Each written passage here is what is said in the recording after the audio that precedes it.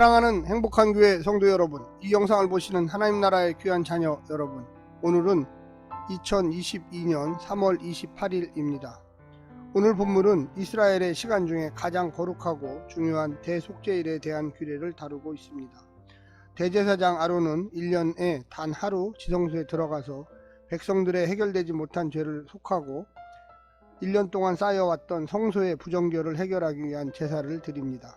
그러나 그렇게 하기 전에 먼저 자기 자신을 위한 속죄제와 번제를 드려야 합니다. 오늘 본문은 16장 전체에 흐르는 대속죄일 규례를 행하기 위한 준비 단계입니다. 16장 전체는 레위기의 중심을 이루는 대속죄일에 대한 규례를 다루고 있습니다.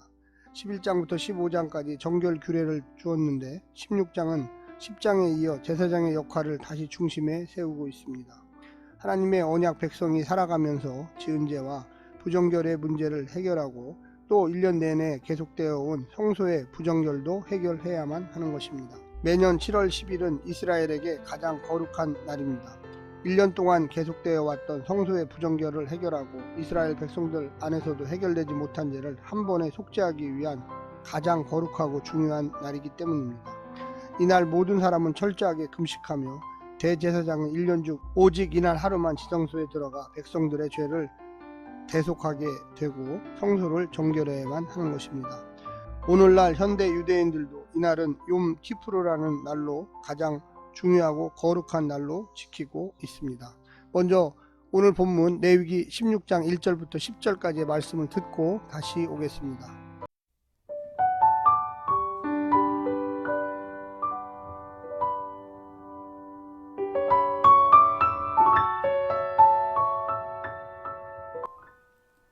레위기 16장.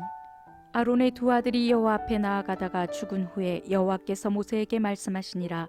여호와께서 모세에게 이르시되 내 형 아론에게 이르라. 성소에 휘장한 법궤 위 속죄소 앞에 아무 때나 들어오지 말라.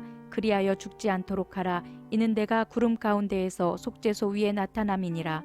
아론이 성소에 들어오려면 숫송아지를 속죄 제물로 삼고 순양을 번제물로 삼고 거룩한 세마포 속옷을 입으며 세마포 속바지를 몸에 입고 세마포 띠를 띠며 세마포 관을 쓸지니 이것들은 거룩한 옷이라. 물로 그의 몸을 씻고 입을 것이며 이스라엘 자손의 회중에게서 속죄 제물로 삼기 위하여 순염소 2마리와 번제물로 삼기 위하여 순양 1마리를 가져갈지니라. 아론은 자기를 위한 속죄제의 숫송아지를 드리되 자기와 집안을 위하여 속죄하고 또 그 두 염소를 가지고 회막문 여호와 앞에 두고 두 염소를 위하여 제비 뽑되 한 제비는 여호와를 위하여 한 제비는 아사셀을 위하여 할지며 아론은 여호와를 위하여 제비 뽑은 염소를 속죄제로 드리고 아사셀을 위하여 제비 뽑은 염소는 산채로 여호와 앞에 두었다가 그것으로 속죄하고 아사셀을 위하여 광야로 보낼지니라.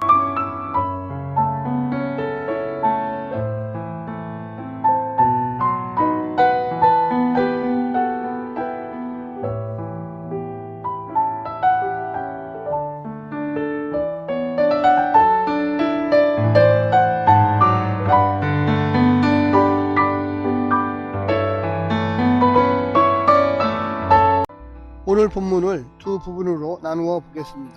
1절과 2절 대속죄일 규정 서론, 3절부터 10절까지 대속죄일 준비, 대제사장을 위한 준비, 대속죄일의 기본 절차. 오늘 본문을 세 부분으로 나누어 자세하게 설명드리겠습니다. 첫 번째, 지성소로 가는 길. 1년에 한 번 속죄일만 대제사장이 휘장을 지나 법궤가 있는 지성소에 들어갈 수가 있습니다. 하지만 절차를 무시하여 화를 당한 아론의 두 아들 사건을 레위기 10장에서 기억하면서 정한 때에 정한 절차를 통해서만 나아오도록 명령하십니다. 우리에게 무슨 자격이 있어서 원하면 언제든 하나님께 나아갈 수 있는 것이 아니기 때문입니다. 자격은 우리가 확보한 것이 아니라 하나님께서 친히 만들어 주셨습니다. 예수님께서 친히 확보해 주신 것입니다. 예수님의 십자가 죽음과 함께 하나님과 인간 사이에 막힌 담이 무너졌습니다. 휘장이 찢어졌습니다. 그래서 이제 우리는 그리스도 안에서 그리스도를 의지하여 언제든 담대히 하나님 계시는 은혜의 보좌로 나아갈 수가 있습니다. 참고 구절은 히브리서 4장 16절입니다. 여전히 그 예수를 믿는 믿음으로만 우리는 하나님께 이룰 수가 있는 것입니다. 두 번째, 속죄일 제물 준비.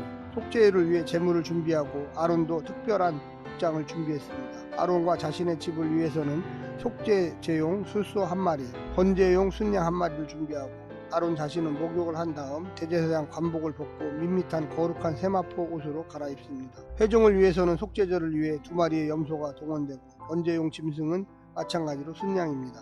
이제 많은 피를 뿌릴 것인데 제사장이 평소에 입던 옷을 보호하기 위해 입었을 것입니다. 평소에 입던 옷과 달리 다소 밋밋하고 평범한 옷을 입는 것은 이 속죄일이 그 어느 날보다 겸손하고 가난한 영으로 주 앞에 나아가야 하는 날임을 의미하는 것입니다. 마지막 세 번째로는 온 이스라엘의 죄의 전가. 제사장은 온 이스라엘의 죄를 산 염소에게 전가하는데 바로 그 온 범주에 자신도 포함되어 있습니다. 그는 이스라엘 족속의 대표로서 뿐만 아니라 회중의 일원으로서 그 일을 수행하였으며 회중의 모든 죄로부터 그들을 위한 속죄를 행할 수 있었습니다. 이는 우리가 하나님께 나아갈 때에 예수 그리스도의 십자가와 하나님의 사랑 앞에서 어떤 마음을 가져야 하는지를 잘 보여주고 있습니다. 오늘 본문을 통하여 은혜 받으시고요. 오늘 하루 예수 안에서 늘 기쁘게 승리하시기를 간절히 부탁드립니다. 샬롬.